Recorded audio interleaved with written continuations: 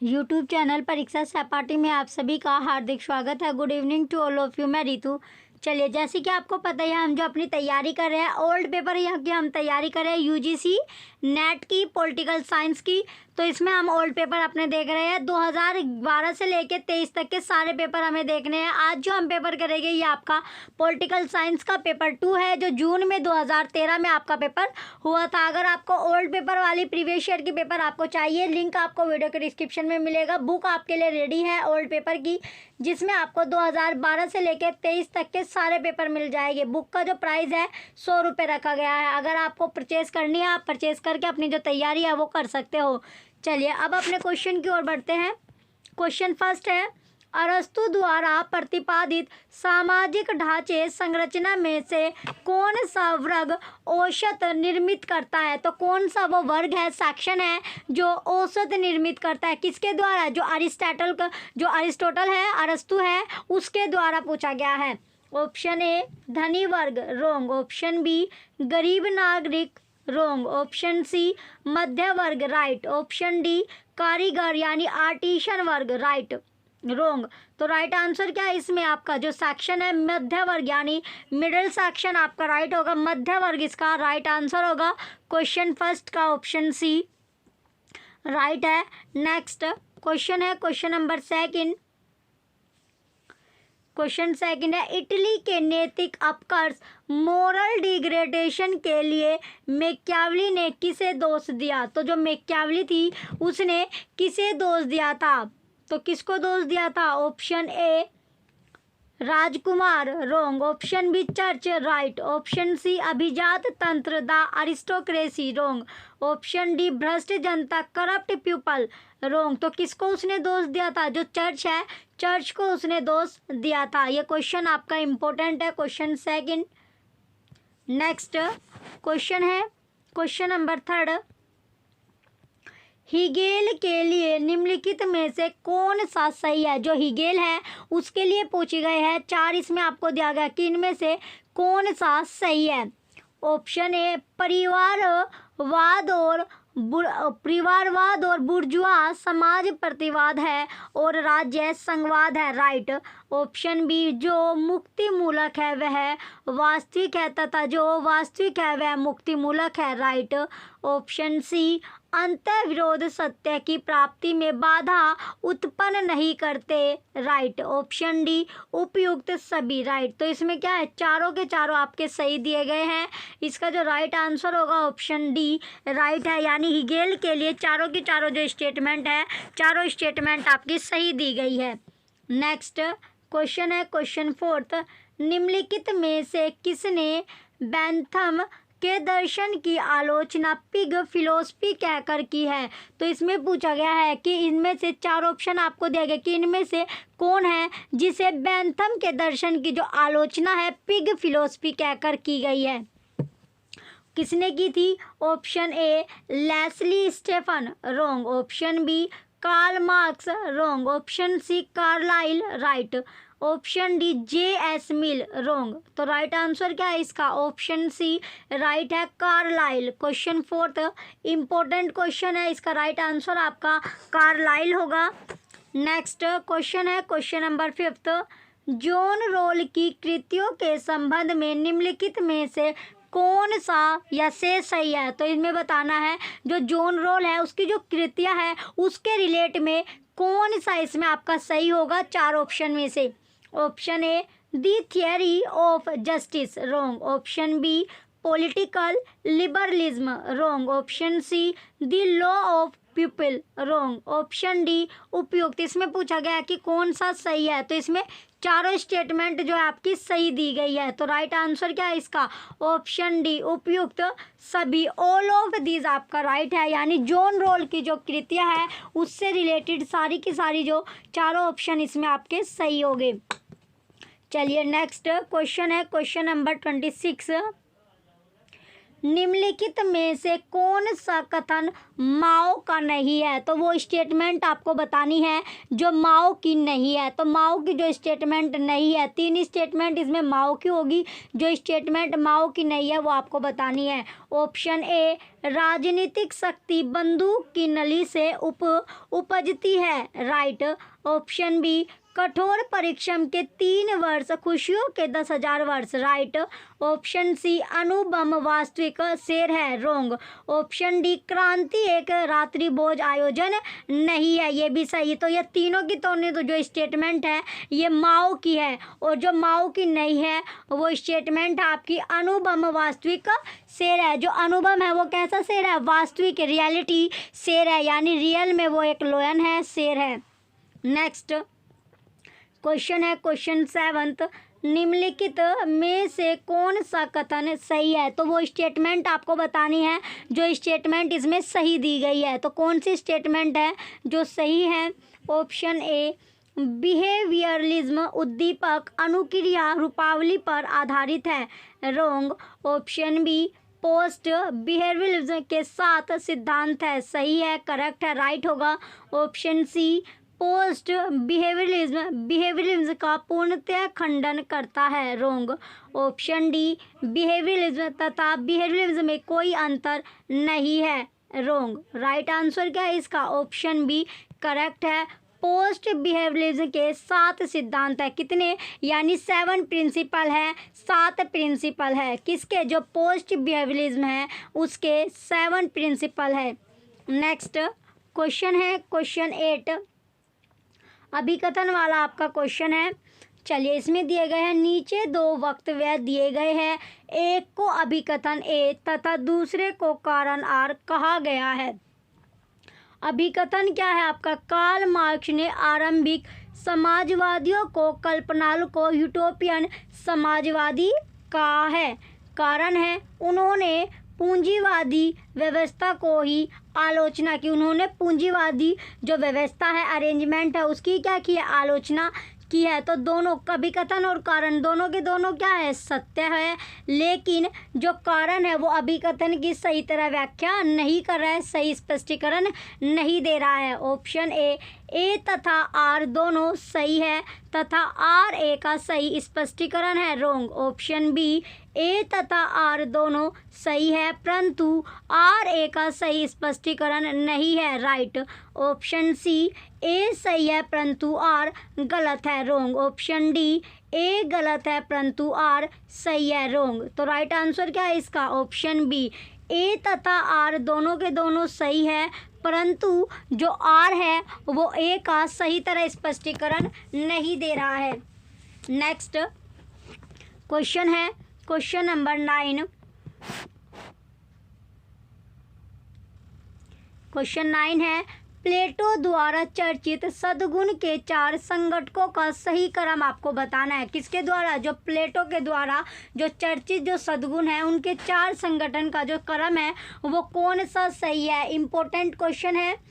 First है न्याय यानी जस्टिस, सेकंड है साहस, क्रेज, थर्ड है संयम, टेम्परेंस, फोर्थ है बुद्धिमानी, विजडम।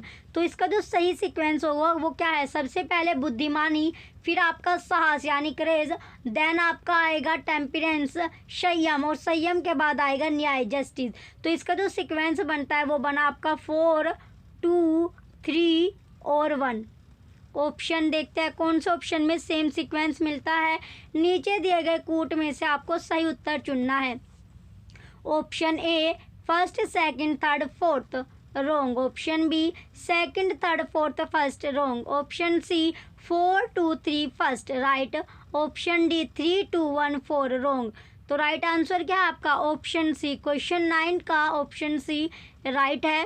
नेक्स्ट क्वेश्चन है क्वेश्चन नंबर 10, सूची फर्स्ट को सूची सेकंड के साथ सुमेलित कीजिए तथा नीचे दिए गए कूट में से आपको सही उत्तर चुनना होगा। तो लिस्ट फर्स्ट और लिस्ट सेकंड को आपको मैच करना और इसमें से सही उत्तर आपको चुनना होगा। तो सही आंसर चुनना है।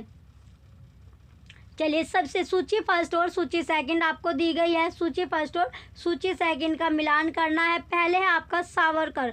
सावरकर क्या हो जाएगा, ये है समस्त राजनीति का हिंदूकरण तथा हिंदू धर्मों का सैन्यकरण। फिर हो जाएगा आपका एम एन राय। एम एन राय है कानपुर षड्यंत्र मुकदमे में दंडित। अरविंद घोष। अरविंद घोष है लॉर्ड्स एंड डैगर्स नामक गुप्त संस्था से संबंध। और डी है जयप्रकाश नायर। ए जयप्रकाश नायर हो गया आपका apply for reconstruction of Indian polity शीर्षक पुस्तक के लेखक। तो इसका जो सीक्वेंस बना ये आपका बनता है 4, 3, 1 और 2 इसका सीक्वेंस होगा। क्वेश्चन जो 10 है आपका। चलिए अब इसके ऑप्शन चेक करते हैं। Option number A 4, 3, 1, 2 right. Option B 3, 2, 1, 4 wrong. Option C 2, 1, 3, 4 wrong. Option D 1, 2, 4, 3 wrong. तो राइट आंसर क्या है आपका, ऑप्शन ए राइट होगा 4, 3, 1, 2। क्वेश्चन 10th का ऑप्शन ए राइट है। नेक्स्ट क्वेश्चन है क्वेश्चन नंबर 11। 19वीं शताब्दी के निम्नलिखित में से किसके विचारों की प्रतिक्रिया में असम विकास की धारणा का उद्भव हुआ। ऑप्शन ए पूंजीवाद कैपिटलिज्म राइट। ऑप्शन बी क्रम विकास और क्रमवाद evolution and gradualism wrong. Option C प्रत्यक्षवाद यानी पॉजिटिविज्म रॉन्ग। ऑप्शन डी अराजकतावाद अनार्चिज्म ये भी रॉन्ग। तो राइट आंसर क्या आपका, ऑप्शन ए पूंजीवाद कैपिटलिज्म इसका राइट आंसर होगा। क्वेश्चन 11 का ऑप्शन ए पूंजीवाद कैपिटलिज्म क्या है इसका राइट आंसर है। चलिए नेक्स्ट क्वेश्चन है क्वेश्चन नंबर 12। सूची फर्स्ट को सूची सेकंड के साथ सुमेलित कीजिए तथा नीचे दिए गए कूट में से आपको सही उत्तर इसमें चुनना होगा। तो लिस्ट फर्स्ट और लिस्ट सेकंड को मैच करना है। सूची फर्स्ट दिया गया है निर्भरता सिद्धांतवादी, तो निर्भरता जो सिद्धांतवादी है। और सेकंड जो सूची सेकंड आपको दिया गया है ये आपकी है पुस्तकें। सूची सेकंड में पुस्तकें यानी बुक्स है। तो इसका मिलान करेंगे। सबसे पहले आपको दिया गया समीर अमीन। तो समीर अमीन का क्या होगा, ये आपका है accumulation on a world scale. फिर है B A G Frank. A G Frank हो जाएगा capitalism and underdevelopment in Latin America. C है एफ हेनरिक कौडेसी, ये हो जाएगा डिपेंडेंसी एंड डेवलपमेंट। डी आपका लास्ट बचता है पॉल स्वेजी। तो पॉल स्वेजी का हो गया मोनोपोली कैपिटल। तो इसका जो सीक्वेंस बनता है ये बना आपका 2, 3, 1, 4। चलिए देखते हैं कौन सा ऑप्शन में आपको सेम सीक्वेंस मिलता है। Option number A 4, 1, 3, 2 wrong. Option B 3, 4, 2, 1 wrong. Option C 1, 2, 4, 3 wrong. Option D 2, 3, 1, 4 right. तो राइट आंसर क्या है, क्वेश्चन नंबर 12 का ऑप्शन डी राइट है। नेक्स्ट क्वेश्चन है 13। निम्नलिखित में से कौन संवैधानिक उपागम से संबंधित है। तो इसमें से आपको बताना है कि कौन सा संवैधानिक जो उपागम है उससे रिलेटेड है, उससे संबंधित है। Option A James Bryce right. Option B Merriam wrong. Option C Arthur Bentley wrong. Option D Lasswell ये भी रॉन्ग। तो राइट आंसर क्या होगा इसका, ऑप्शन ए राइट है जेम्स ब्राइस। क्वेश्चन 13 का option A James Bryce right answer होगा। Next question है 14। क्वेश्चन नंबर 14 है एकल रेखीय प्रक्रिया के रूप में राजनीतिक विकास के विचार को चुनौती देने वाला निम्नलिखित में से कौन था। तो जो एकल रेखीय जो प्रक्रिया है, जो प्रोसेस है, उसके रूप में पूछा गया है कि राजनीतिक विकास के विचार जो ओपिनियन होता है, ओपिनियन को जो चैलेंज दे सकता है, इनमें से वो कौन था। इंपॉर्टेंट क्वेश्चन आपका है। Option A Shils wrong. Option B Huntington wrong. Option C है आलमंड। तो इसमें जो राइट है, राइट कौन सा था इसमें जो चुनौती दे सकता था, वो था आपका इंटिगटन आपका राइट आंसर होगा। इंटिंगटन क्या है इसका राइट आंसर है, जो चैलेंज दे सकता था। नेक्स्ट क्वेश्चन है क्वेश्चन नंबर 15। क्वेश्चन 15 में दिया गया अब आपका मैच द फॉलोइंग वाला क्वेश्चन है, मिलान इसमें करना है।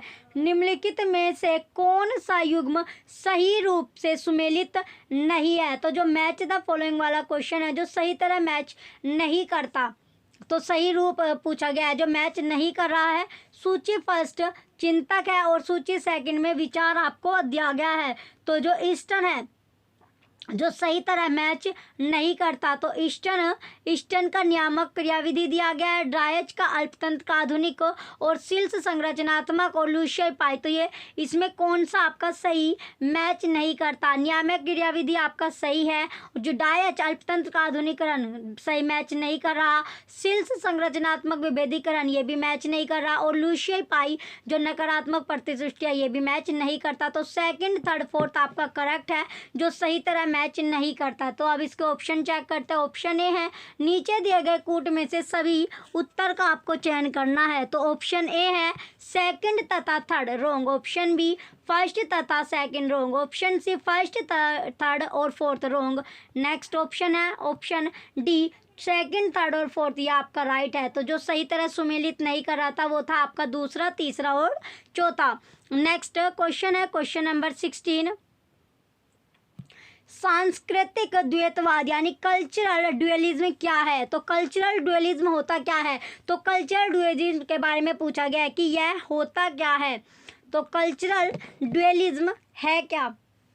कल्चरल ड्यूअलिज्म, चलिए अब इसके ऑप्शन देखते हैं। ऑप्शन ए है दो धार्मिक संस्कृतियों का अस्तित्व में होना, रोंग। ऑप्शन बी नव स्थापित इमर्जिंग राष्ट्रों की दो भाषा होती है, ये भी रोंग है। ऑप्शन सी अभिजात लोगों का एक आधुनिकृत वर्ग होता है, जबकि अधिकांश लोग कठोर परंपरागत ढांचे में जकड़े होते हैं, करेक्ट है। डी है यह धार्मिक तथा धर्मनिरपेक्ष के बीच पार्थक्य है, ये रोंग है। तो राइट आंसर क्या है इसका? Option C. तो जो सांस्कृतिक द्वैतवाद होता है यानी कल्चरल ड्यूअलिज्म जो है वो होता है अभिजात लोगों का एक आधुनिकृत वर्ग है, जो जबकि अधिकांश लोग क्या होते हैं? कठोर परंपरागत ढांचे में जकड़े होते हैं। नेक्स्ट क्वेश्चन है क्वेश्चन नंबर 17।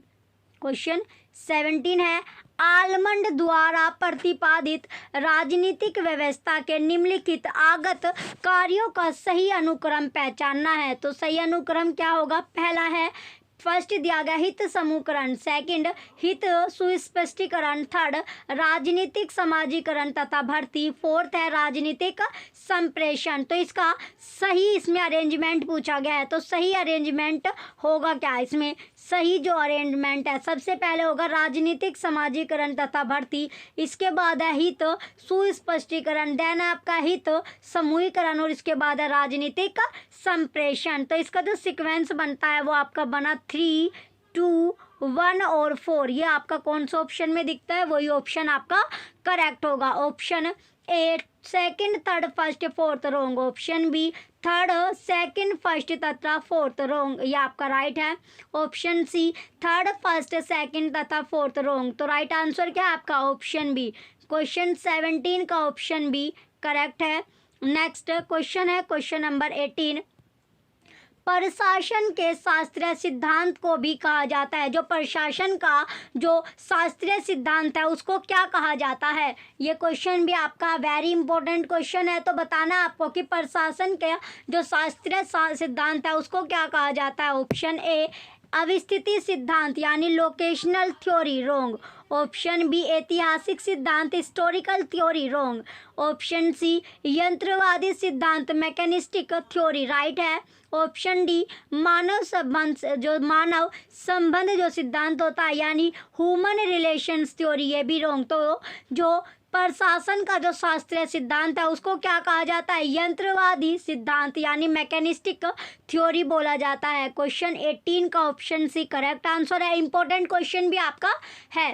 नेक्स्ट क्वेश्चन है 19, अभिजात वर्ग का स्पेकुलेटर्स और रेटियर्स के रूप में पैरेटो द्वारा किया गया वर्णन निम्नलिखित में से किसके द्वारा वर्णित शासनयुक्त गुट के अभिलक्षणों से मिलता जुलता है? तो किसके, यानी जो अभिलक्षणों से मिलता जुलता है, किसके से मिलेगा? ऑप्शन ए है प्लेटो, रोंग। ऑप्शन बी अरस्तु, wrong. Option C Machiavelli, right. Option D Marx, wrong. तो राइट आंसर क्या है इसका? ऑप्शन सी मैकियावेली इसका राइट आंसर होगा। नेक्स्ट क्वेश्चन है 20।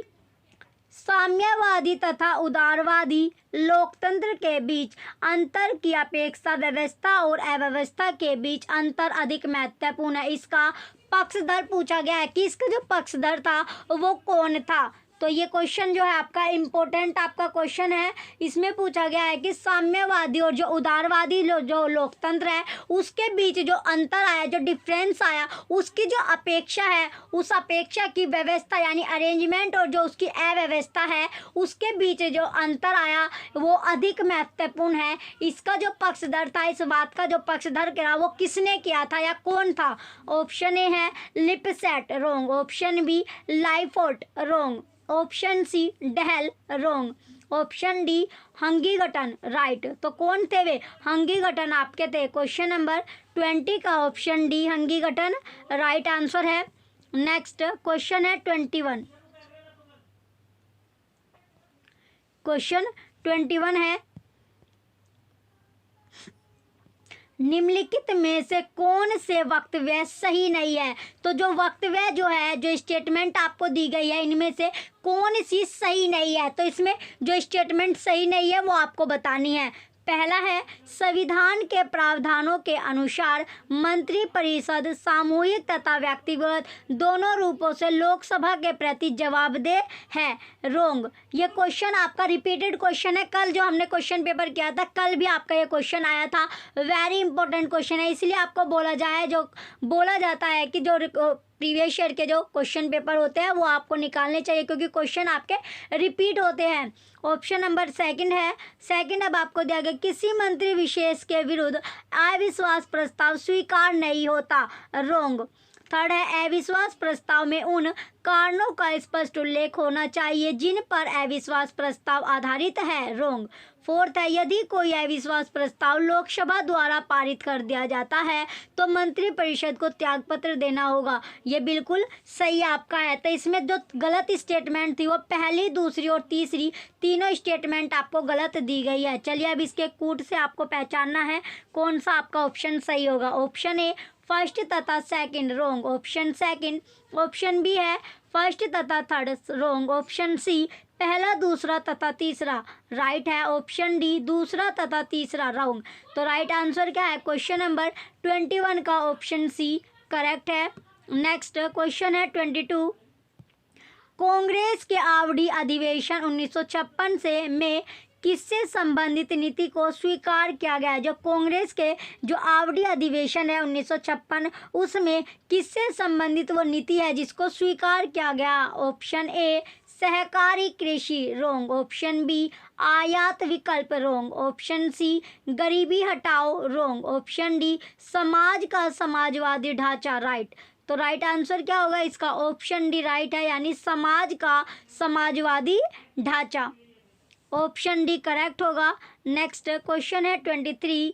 गृह सचिव एन वोहरा की अध्यक्षता वाली भारत सरकार की प्रशासनिक समिति 1993 ने क्या निष्कर्ष निकाला था? तो जो निष्कर्ष है उसने क्या निकाला था, ये क्वेश्चन भी आपका इम्पोर्टेंट है 23। ऑप्शन ए चुनाव सुधार, रोंग। ऑप्शन बी राजनीतिज्ञों के लिए न्यूनतम योग्यता, रोंग। ऑप्शन सी राजनीतिज्ञों, अपराधियों तथा नौकरशाहों के बीच साठगांठ, सही है। ऑप्शन डी आंतरिक सुरक्षा संबंधी प्राथमिकताएं, रोंग। तो क्या थी इसमें जो निष्कर्ष निकाला था? राजनीतिज्ञों, अपराधियों तथा नौकरशाहों के बीच क्या थी? साठगांठ थी, मेल जोल था। उनकी क्या थी? मेल जोल था या साठगांठ थी, दोस्तियाना था। नेक्स्ट क्वेश्चन है 24। पार्थो चटर्जी के लेखन के अनुसार पूंजी के वैश्वीकरण की न्यूनतम अवस्था में किनके बीच अविरोध नजर आएगा? तो किनके बीच विरोध नजर आया? ऑप्शन ए आधुनिकता तथा लोकतंत्र, रोंग। ऑप्शन बी सामंतवाद तथा लोकतंत्र, रोंग। ऑप्शन सी समावेशन तथा लोकतंत्र, राइट। तो राइट आंसर क्या है इसका? ऑप्शन सी समावेशन तथा लोकतंत्र राइट आंसर है क्वेश्चन 24 का, ऑप्शन सी। नेक्स्ट क्वेश्चन है क्वेश्चन नंबर 25।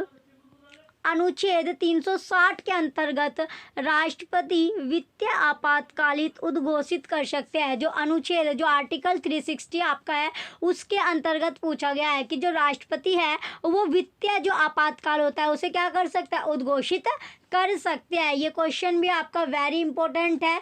ये क्वेश्चन जो आपका एक तो पॉलिटिकल साइंस की नज़रिए से भी आपका इम्पोर्टेंट है और एक आपका जो डेली की जो आपका लाइफ है उसके लिए भी है इम्पोर्टेंट आपका, यानी जो संविधान जो आर्टिकल आपका है ये तो आपको पता होना चाहिए कौन सा आर्टिकल क्या बात बोलता है। तो ये चीज़ क्या आपकी डेली लाइफ से भी आपकी जुड़ी हुई होती है। ऑप्शन ए है संपूर्ण भारत या भारत के किसी भाग के लिए, right. Option B Nagaland, Tripura, Manipur, Meghalaya, Mizoram तथा अरुणाचल प्रदेश को छोड़कर संपूर्ण भारत के लिए, रोंग। ऑप्शन सी जम्मू और कश्मीर को छोड़कर संपूर्ण भारत के लिए, रोंग। ऑप्शन डी अंडमान निकोबार द्वीप समूह को छोड़कर संपूर्ण भारत के लिए, रोंग। तो राइट आंसर क्या है इसका? ऑप्शन ए राइट है संपूर्ण भारत या भारत के किसी भाग के लिए। क्वेश्चन 25 का ऑप्शन ए करेक्ट है। नेक्स्ट क्वेश्चन है क्वेश्चन नंबर 26। नीचे दो वक्तव्य दिए गए हैं, एक को अभिकथन ए तथा दूसरे को कारान्वयन कहा गया है।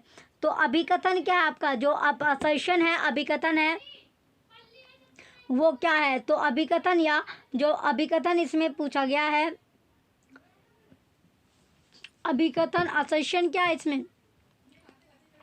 भारतीय समाज के तीव्र धार्मिक अभिमुखीकरण के दृष्टिकोण से भारतीय राज्य की धर्मनिरपेक्षता की विचारधारा विरोधाभासी प्रतीत होती है। कारण भारतीय समाज के सांस्कृतिक बहुलता एवं वैविध्य को एक सर्वसामान्य राष्ट्र राज्य में एकीकृत करने तथा भारत में अंग्रेजी शासन के दौरान साम्राज्यवादी फूट डालो और शासन करो तथा मुस्लिम लीग की द्विराष्ट्र विचारधारा पर अंकुश लगाने के लिए भारतीय धर्मनिरपेक्षता को गढ़ा गया था। तो इसमें क्या है? अभिकथन और कारण दोनों के दोनों क्या है? सत्य है। और जो अभिकथन यानी जो कारण है वो अभिकथन की सही तरह स्पष्टीकरण भी नहीं कर रहा है।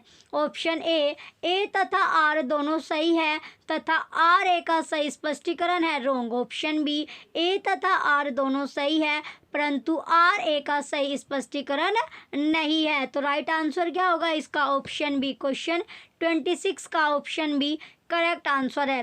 नेक्स्ट क्वेश्चन है 27। भारतीय पूंजीवाद के धर्मशाला मॉडल का प्रवर्तन किसने किया? तो भारतीय जो पूंजीवाद है उस भारतीय पूंजीवाद के जो धर्मशाला मॉडल था उसका जो प्रवर्तन था वो किसने किया था? इंपॉर्टेंट क्वेश्चन है ये भी।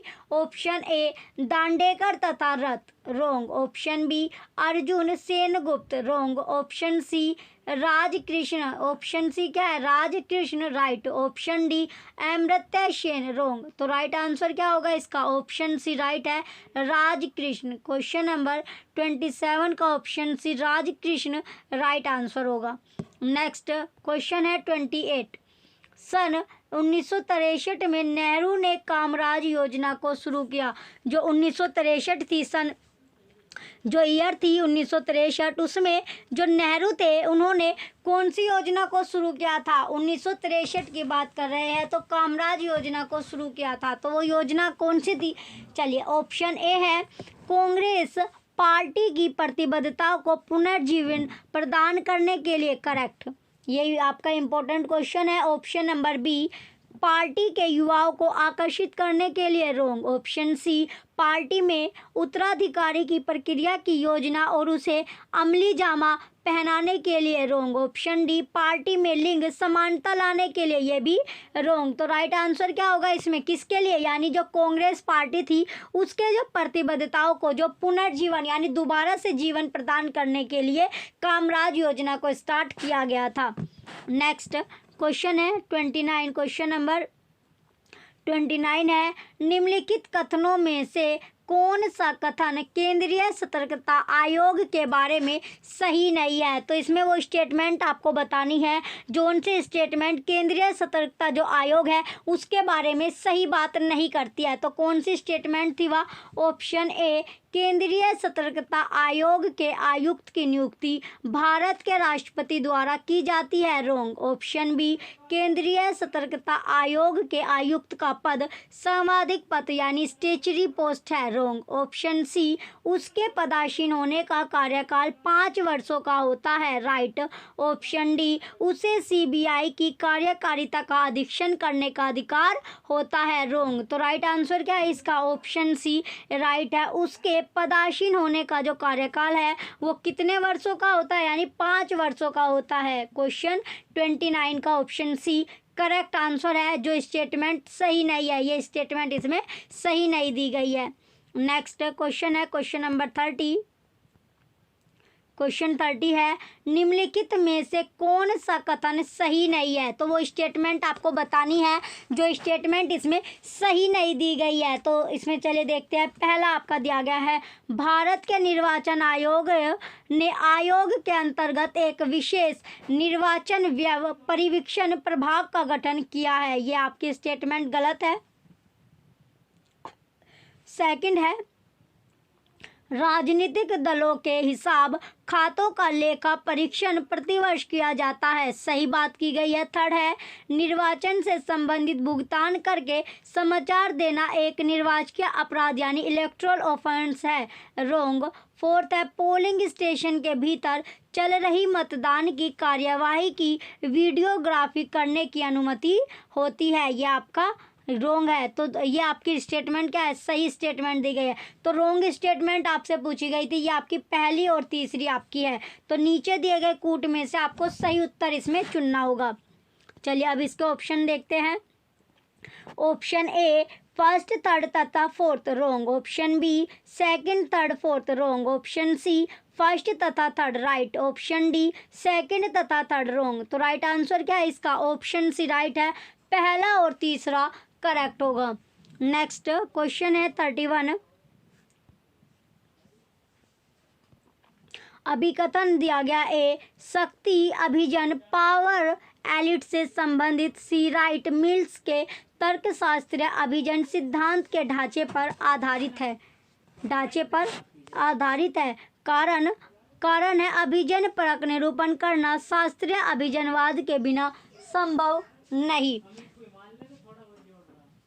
तो इसमें क्या है आपका, इसमें जो अभिकथन है ये आपका सही दिया गया है, लेकिन जो कारण है ये क्या है, गलत आपका दिया गया है, कारण गलत है। तो कूट में देखते हैं अब इसके कौन सा ऑप्शन आपका सही होगा। ऑप्शन ए और आर दोनों सही है तथा आर ए का सही स्पष्टीकरण है, रोंग। ऑप्शन बी, ए और आर दोनों सही है परंतु आर ए का सही स्पष्टीकरण नहीं है, रोंग। ऑप्शन सी, ए सही है परंतु आर गलत है, राइट। तो राइट आंसर क्या है इसका, ऑप्शन सी, ए जो होगा यानी अभिकथन इसमें सही है लेकिन जो कारण है वो गलत आपका दिया गया है। नेक्स्ट क्वेश्चन है क्वेश्चन नंबर 32, प्रिज्मीय जो समाज है, सोसाइटी है, उसका जो सिद्धांत या प्रिंसिपल है निम्नलिखित में किस पर बेस्ड है, किस पर आधारित है। ये क्वेश्चन भी आपका इम्पोर्टेंट क्वेश्चन है। तो प्रिज्मीय समाज का जो सिद्धांत है वो पूछा गया है कि इसमें किस पर वो बेस्ड होगा। ऑप्शन ए, विभिन्न समाजों में लोक प्रशासन का ऐतिहासिक अध्ययन, रोंग। ऑप्शन बी, विकसित और विकासशील देशों में लोक सेवाओं का अध्ययन। रोंग। ऑप्शन सी, विकसित देशों में लोक प्रशासन की सांस्थानिक तुलना। रोंग। ऑप्शन डी, विकासशील देशों में लोक प्रशासन का संरचनात्मक प्रक्रियात्मक विश्लेषण। राइट। तो इसमें राइट आंसर क्या होगा आपका? Option D. तो किस पर बेस्ड है ये? विकासशील देशों में जो लोक प्रशासन का जो संरचनात्मक जो प्रक्रियात्मक विश्लेषण या एनालाइज्ड पर यह आपका बेस्ड है। नेक्स्ट क्वेश्चन है 33, जॉब लोडिंग का अर्थ क्या है? तो जो जॉब लोडिंग है उसका अर्थ या उसका जो मीनिंग है वो आपसे पूछा गया है। तो जॉब लोडिंग का इंपॉर्टेंट है ये क्वेश्चन। तो जॉब लोडिंग का मीनिंग क्या होता है, अर्थ क्या होता है? ऑप्शन ए, उत्तरदायित्व, कार्य क्षेत्र तथा चुनौतियों को जानबूझकर बढ़ाना। सही है। ऑप्शन बी, किसी कर्मचारी को एक कार्य से हटकर दूसरे कार्य पर लगाना। रोंग। ऑप्शन सी, कार्य को अधिक रुचिपूर्ण बनाना। रोंग। ऑप्शन डी, उपयुक्त सभी, ये भी आपका रोंग। तो राइट आंसर क्या है इसमें? जो जॉब लोडिंग होती है उसका जो मीनिंग होता है वो है आपका उत्तरदायित्व, कार्य क्षेत्र तथा चुनौतियों को जानबूझकर बढ़ाना। ऑप्शन ए करेक्ट होगा क्वेश्चन नंबर 33 का। नेक्स्ट क्वेश्चन है 34, नकारात्मक अभिप्रेरण निम्नलिखित में से किस पर आधारित होता है? जो नकारात्मक जो अभिप्रेरण है वो पूछा गया है कि इनमें से किस पर वो बेस्ड होगा, किस पर आधारित होता है? ऑप्शन ए, चिंता यानी एंजाइटी पर। रोंग। ऑप्शन बी, खतरा जो थ्रेट होता है। रोंग। ऑप्शन सी, रुपया पैसा मनी पर। रोंग। ऑप्शन डी, भय फियर। तो किस पर बेस्ड होता है? भय पर आपका यानी फियर पर यह आपका बेस्ड होगा, आधारित होता है। तो ऑप्शन डी इसका करेक्ट होगा। नेक्स्ट क्वेश्चन है 35, निम्नलिखित में से किसके विचारों से सिमोन सकारात्मक रूप से प्रभावित था? तो इसमें पूछा गया है कि कौन था वो जिसके विचार, जिसके या ओपिनियन जो थे, विचार जो थे, उससे सिमोन जो था वो पॉजिटिवली अफेक्ट होता था, प्रभावित था। ऑप्शन ए है एलडी, ये इंपॉर्टेंट क्वेश्चन है आपका। Option A, L D White, L D White. Wrong. Option B, Terry. Wrong. Option C, Bernard. Right. Option D, Henri Fayol. Wrong. तो किसके यानी जो किसके विचारों से? बर्नार्डो के विचारों से। बर्नार्डो के जो विचार थे उससे जो सिमोन जो था वो पॉजिटिवली अफेक्ट होता था, उसे इफेक्ट पड़ता था। तो इसका राइट आंसर आपका ऑप्शन सी होगा। वेरी इंपॉर्टेंट क्वेश्चन आपका है। चलिए नेक्स्ट क्वेश्चन है क्वेश्चन नंबर 36, अभिकथन दिया गया आपका ए, संगठन का शास्त्रीय सिद्धांत यानी जो क्लासिकल थ्योरी होती है, क्लासिकल थ्योरी औपचारिक सिद्धांतों पर आधारित है। किस पर? जो औपचारिक जो थ्योरी सिद्धांत है यानी जो फॉर्मल जो सिद्धांत है, प्रिंसिपल है, उस पर बेस्ड होती है। कारण शास्त्रीय सिद्धांत शास्त्र में व्यवहारपरक विश्लेषण बिहेवियर एनालिसिस का अभाव था। किसका? जो बिहेवियर एनालिसिस है उसका क्या था? अभाव था। तो इसमें क्या है आपका जो अभिकथन और कारण है दोनों क्या है आपके? सत्य दिए गए, दोनों ही सही है, दोनों ही सत्य है। लेकिन जो कारण है वो क्या दे रहा है? अभिकथन की सही तरह क्या दे रहा है? स्पष्टीकरण या फिर इसकी एक्सप्लेनेशन जो है वो करेक्ट कर रहा है। ऑप्शन ए है ए तथा आर दोनों सही है और आर ए का सही स्पष्टीकरण है। राइट। ऑप्शन बी, ए तथा आर दोनों सही है परंतु आर ए का सही स्पष्टीकरण नहीं है। रोंग। ऑप्शन सी, ए सही है परंतु आर गलत है। रोंग। ऑप्शन डी, आर सही है परंतु ए गलत है। रोंग। तो राइट आंसर क्या है इसका? ऑप्शन ए करेक्ट होगा। ए तथा आर दोनों सही है और आर ए का सही स्पष्टीकरण है। क्वेश्चन 36 का ऑप्शन ए करेक्ट होगा। नेक्स्ट क्वेश्चन है 37, हर्बर्ट सिमोन द्वारा प्रस्तावित परविधि कौन सी है? तो हर्बर्ट सिमोन के जो द्वारा जो प्रस्तावित जो परविधि थी वो परविधि आपसे पूछी गई है। तो कौन सी परविधि थी? ये क्वेश्चन भी आपका इम्पोर्टेंट है। ऑप्शन ए है परिसीमित विवेकशीलता यानी बाउंडेड रैशनैलिटी। रोंग। ऑप्शन बी, तार्किक प्रत्यक्षवाद लॉजिकल जो पॉजिटिविज्म थी। राइट है। ऑप्शन सी, निर्णय डिसीजन मेकिंग। रोंग। ऑप्शन डी, संतुष्टिकरण यानी सेटिस्फाइंग, ये भी रोंग। तो राइट आंसर क्या है इसका? ऑप्शन बी राइट होगा। तार्किक प्रत्यक्षवाद लॉजिकल जो पॉजिटिविज्म था तो वो प्रविधि कौन सी थी? लॉजिकल पॉजिटिविज्म थी। नेक्स्ट क्वेश्चन है 38, निम्नलिखित में से किस विचारक ने मिथकों और लोकोक्तियों यानी मिथ्स एंड प्रोवर्ब्स के रूप में प्रशासन के सिद्धांतों को अस्वीकार किया है? जो सिद्धांत थे, जो प्रिंसिपल थे, उनको एक्सेप्ट नहीं किया है, अस्वीकार किया था। Option A Herbert Simon, right. Option B W.F. Willoughby, wrong. Option C L.D. White, wrong. Option D Chester Barnard, ये भी रॉन्ग। तो राइट आंसर क्या है इसका? ऑप्शन ए राइट है हर्बर्ट सिमोन। क्वेश्चन 38 का option A Herbert Simon right answer होगा। चलिए नेक्स्ट क्वेश्चन है 39। क्वेश्चन नंबर 39 है जोन ऑफ इंडिफरेंस की संकल्पना का संबंध किससे है? तो जोन ऑफ जो इंडिफरेंस की जो संकल्पना है उसका जो संबंध था वो किससे है? ऑप्शन ए शक्ति यानी पावर से, रॉन्ग। ऑप्शन बी निर्णय डिसीजन मेकिंग से, ये भी रॉन्ग है। ऑप्शन सी सत्ता ऑथोरिटी, राइट है। ऑप्शन डी नेतृत्व लीडरशिप, रॉन्ग। तो राइट आंसर क्या है इसका? ऑप्शन सी सत्ता अथॉरिटी जो है इसका राइट आंसर होगा। क्वेश्चन नंबर 39 का ऑप्शन सी अथॉरिटी राइट है। नेक्स्ट क्वेश्चन है 40। निम्नलिखित में से किस विद्वान ने नेतृत्व को सर्कुलर रिस्पॉन्स के रूप में विश्लेषित किया? तो बताना आपको नेतृत्व जो सर्कुलर रिस्पॉन्स के रूप में क्या किया? विश्लेषित किया था। तो ऑप्शन ए कौन सा विद्वान था वो? ऑप्शन ए है Taylor, wrong. Option B Millett, wrong. Option C MP Follett, right. Option D CI Barnard, wrong. तो राइट आंसर क्या होगा इसका? ऑप्शन सी राइट है MP फोलेट। क्वेश्चन 40 का option C MP Follett right answer है। चलिए next question है 41। Question number 41 है युद्ध के गैर राजकीय आयाम को यह भी कहते हैं। तो युद्ध के जो गैर राजकीय आयाम थे उसको और क्या कहते हैं? ऑप्शन ए वेस्टफैलियन युद्ध, रॉन्ग। ऑप्शन बी उत्तर वेस्टफैलियन युद्ध, wrong. Option C new war, right है। ऑप्शन डी है पूर्व वेस्टफैलियन युद्ध, ये भी आपका रॉन्ग होगा। तो युद्ध के जो गैर राज के जो आयाम होते हैं उसको दूसरा क्या कहते हैं? नव युद्ध या न्यू वार भी उसको बोला जाता है। ये क्वेश्चन भी आपका इम्पोर्टेंट है। तो इसमें जो गैर राजकीय होता है युद्ध के आयाम उसको दूसरा क्या कहते हैं? उसको नवयुद्ध या न्यू वार भी बोला जाता है। इम्पोर्टेंट क्वेश्चन है। नेक्स्ट क्वेश्चन है क्वेश्चन नंबर 42। 1 दिसंबर 1943 की तेहरान जो 1 दिसंबर 1943 के दौरान उद्घोषणा में निम्नलिखित में से किसकी योजना बनाई गई थी? तो किसकी योजना बनाई गई थी उस दौरान पूछा गया है। ऑप्शन इम्पोर्टेंट है, ये डेट आपसे पूछी जाती है। ऑप्शन ए है ट्रिस्टीशिप, रॉन्ग। ऑप्शन बी नवीन सदस्यता, रॉन्ग। ऑप्शन सी शांति कायम करना, रॉन्ग। ऑप्शन डी संघर्ष समाधान, राइट। तो क्या था? संघर्ष समाधान था यानी स्ट्रगल सॉल्यूशन। क्वेश्चन 41 का ऑप्शन डी संघर्ष समाधान राइट आंसर होगा। नेक्स्ट क्वेश्चन था 43।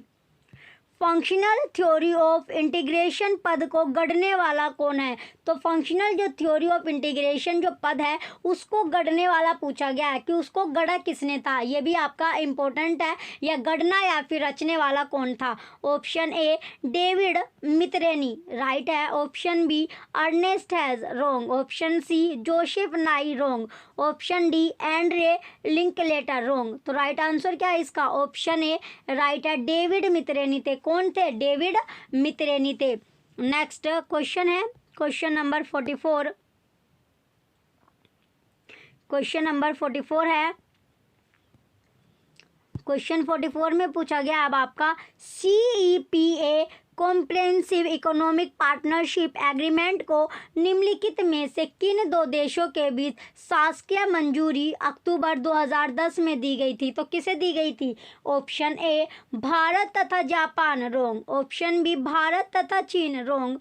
ऑप्शन सी भारत तथा रूस, रॉन्ग। ऑप्शन डी भारत तथा दक्षिण कोरिया, राइट। तो किसे दी गई थी? इंडिया और दक्षिण कोरिया यानी साउथ कोरिया को दी गई थी। क्वेश्चन नंबर 44 का ऑप्शन डी करेक्ट आंसर है। इंपॉर्टेंट क्वेश्चन है question 44, very important question. Next question है क्वेश्चन नंबर 45। क्वेश्चन नंबर 45 है, व्यवस्था विश्लेषण के मार्टन कपलान के मॉडल्स का सही अनुक्रम क्या होगा? तो सही जो अनुक्रम है, सही जो सीक्वेंस है वो क्या होगा?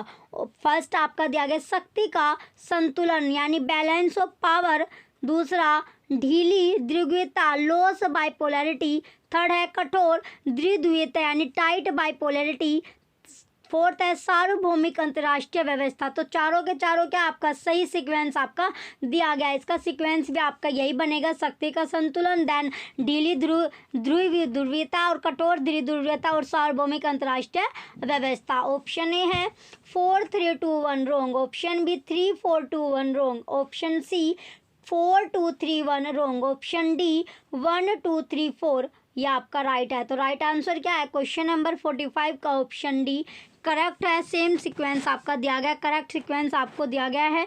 नेक्स्ट क्वेश्चन है 46, स्टेबल पीस नामक पुस्तक के लेखक का नाम बताइए। इंपॉर्टेंट क्वेश्चन है।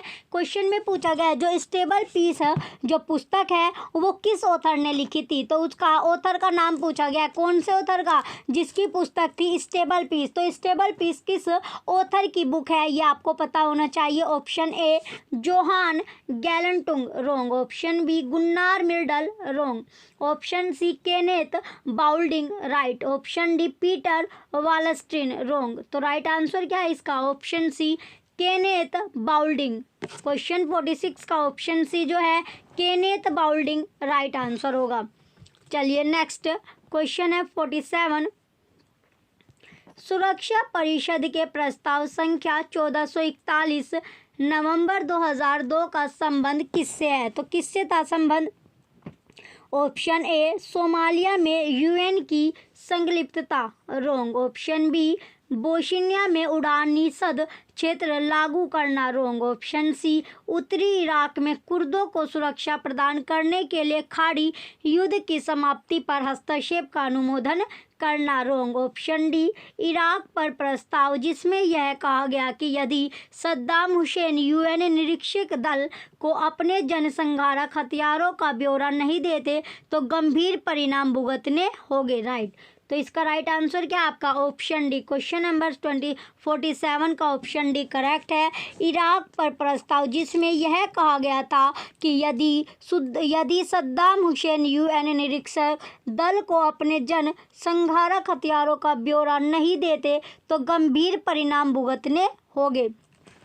नेक्स्ट क्वेश्चन है क्वेश्चन नंबर 48, तीन विचारधाराओं यथार्थवाद, तर्क बुद्धिवाद तथा क्रांतिवाद के संयोजन के रूप में अंतर्राष्ट्रीय समाज सिद्धांत का प्रवर्तन किसने किया? Option A Martin Wight wrong, option B Kenneth Waltz wrong, option C Hedley Bull right, option D Raymond Aron wrong. तो राइट आंसर क्या है इसका? ऑप्शन सी राइट है, हेडली बुल इसका राइट आंसर होगा। क्वेश्चन नंबर 48 का option C correct है।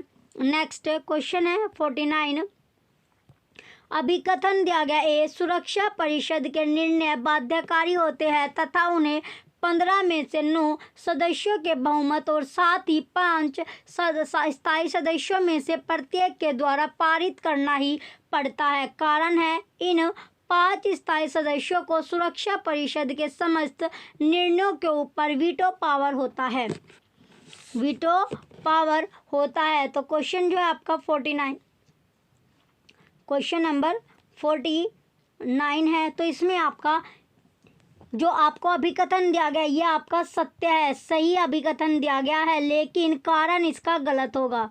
Option ए तथा आर दोनों सही है तथा आर जो है वो ए का सही स्पष्टीकरण है रॉन्ग। ऑप्शन बी ए तथा आर दोनों सही है परंतु आर ए का सही स्पष्टीकरण नहीं है, यह भी आपका रॉन्ग है। नेक्स्ट ऑप्शन है ऑप्शन नंबर सी, ए सही है परंतु आर गलत है राइट। ऑप्शन डी ए गलत है परंतु आर सही है रॉन्ग। तो राइट आंसर क्या है आपका? 49 का ऑप्शन सी करेक्ट है।